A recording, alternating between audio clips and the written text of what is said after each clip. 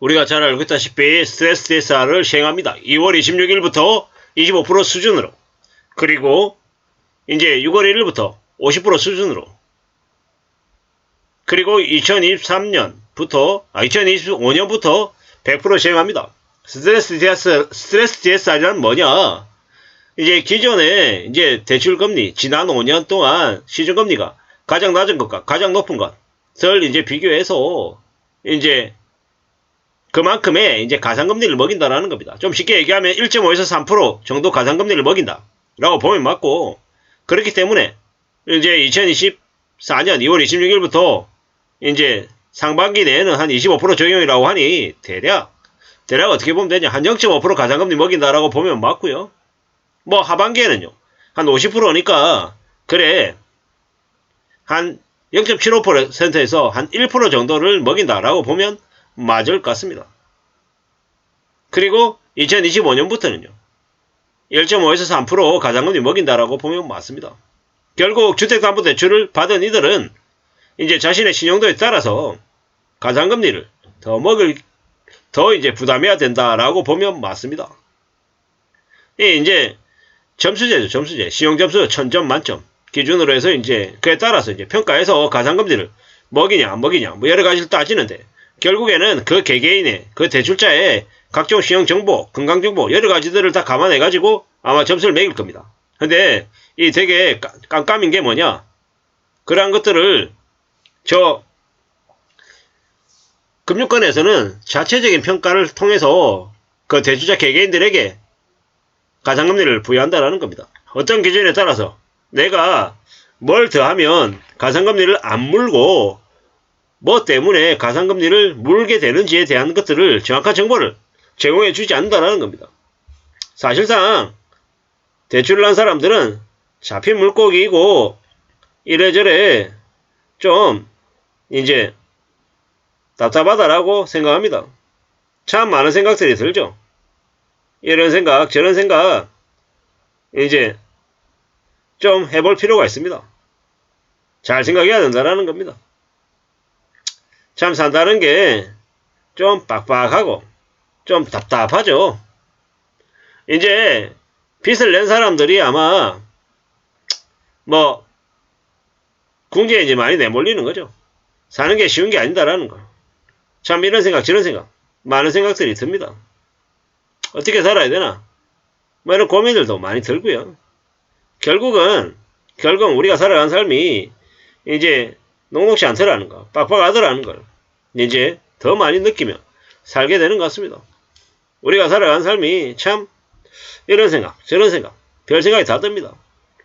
이제 결국은 스트레스 DSR을 시행하고 이제 경기대응 완수자본 적립을 요구받으면 이제 대출받은 사람들은 나중에 기준금리가 내려가도 자신하고 상관없는 얘기가 되는 겁니다.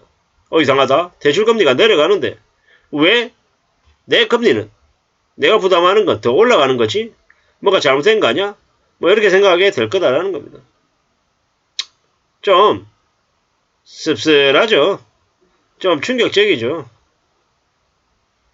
어떻게 살아야 되나? 어떤 마음인가? 뭐 잘 고민하게 될 겁니다. 누가 뭐라고 해도 빚 없이 사는 걸 정해야 됩니다. 아무렇지도 않게 그냥 빚 내는 걸 당연하게 생각하고 움직이다 보면요 이제 많이 어려워지는 겁니다. 좀 두렵기도 하고 좀 답답하기도 하고 좀 암담하기도 합니다. 어떻게 살아야 되나? 어떤 마음이냐? 많이 고민하는 거죠. 정신 바짝 차리고 살아야 됩니다. 빚 내면 죽는다라고 생각하고 움직여야 되는 것 같습니다. 그러지 않으면 힘듭니다. 그냥 사는 게 별거 아닌 것처럼 남들도 다 빚내고 사니까 나도 빚내도 괜찮다. 뭐 이런 생각들 안 됩니다. 안 됩니다. 큰일 난다라는 겁니다. 좀 마음 단단히 먹고 지내야 됩니다. 안 그러면 금세 저 빚에 압도당해가지고 휘청이게 될 겁니다. 뭐 사는 게 별거 아닌 것처럼 생각하는 사람들, 뭐 빚을 그냥 일상으로 생각하는 사람들은 그냥 하청민으로 내몰릴 수 있습니다. 요즘 졸업식, 입학식 시즌이잖아요. 돈이 없어가지고 아이들에게 새 교복을 사주지 못하고 주변 사람들에게 물려받아가지고 교복을 입는 사람들. 아이들 마음이 어떻겠습니까? 물론 그게 나쁘다라는 게 아닙니다. 그게 되게 건전한 모습인 건 맞습니다. 하지만 이제 그 어린 아이의 입장에서는 그게 또 상처가 될 수 있다는 겁니다. 근데 이런 거죠. 경제적으로 여유가 있어요. 확실하게 그 경제적인 관념이 서 있으면서 그 교복을 물려받아서 입는 사람과 돈이 없어서 어쩔 수 없이 그렇게 하는 사람은 차원이 다른 겁니다.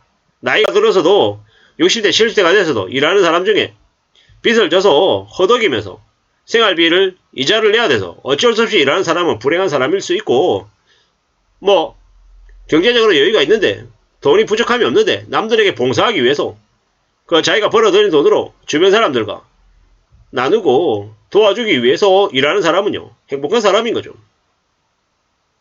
스트레스 대살이 시행된다라는 건 대출을 받은 이가 앞으로 그 대출을 감당하기에 힘겨워진다라는 의미인 거고, 점점 이제 대출이 대세가 되는 게 아니라 빚 없는 삶이 대세가 되고 성실하게 착실하게 사는 삶이 대세가 된다라는 의미인 거다라고 말씀드립니다.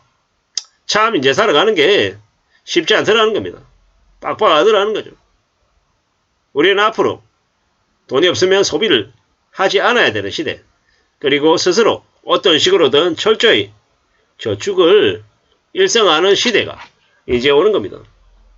그렇게 생각하고 그런 마음으로 지내는 게 좋겠습니다. 그럴 때 우리의 삶이 좀 더 건전해지지 않겠냐라는 생각을 해봤습니다. 마음을 단단히 먹고 어떻게 하면 좀 잘 지낼 수 있을지를 고려하면서 살아야 될 것 같습니다. 그러는 게 필요하겠습니다. 차근차근 조심 또 조심하면서 지내야 되겠습니다. 우리네 삶은 참 쉽지 않죠. 빡빡합니다. 어렵습니다. 하지만 그럼에도 불구하고 좀 잘 지낼 궁리를 해보자고요. 그래야 된다라고 이제 얘기하면서 이제 살아가자고요. 결국은 우리네 삶이 많이 빡빡하고 많이 어렵다라는 걸 받아들이면서 지내야 되겠습니다. 차근차근 차분히 움직이는 게 필요하겠습니다.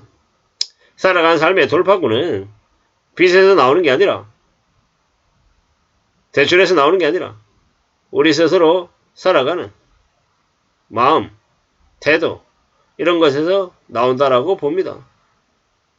좀 잘 대응하면서 잘 살아갈 필요가 있을 것 같습니다. 이상입니다.